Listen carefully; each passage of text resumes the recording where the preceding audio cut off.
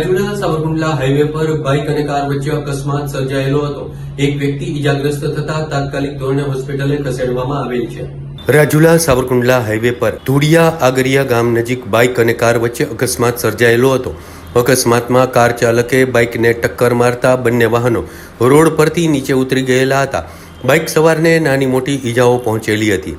એક ઈજાગ્રસ્તને સારવાર માટે હોસ્પિટલ ખાતે ખસેડવામાં આવેલો હતો। અકસ્માતમાં બાઇક અને ફોર વ્હીલ કારને ભારે નુકસાન થયેલું હતું। સમગ્ર મામલે પોલીસે વધુ તપાસ હાથ ધરેલી છે।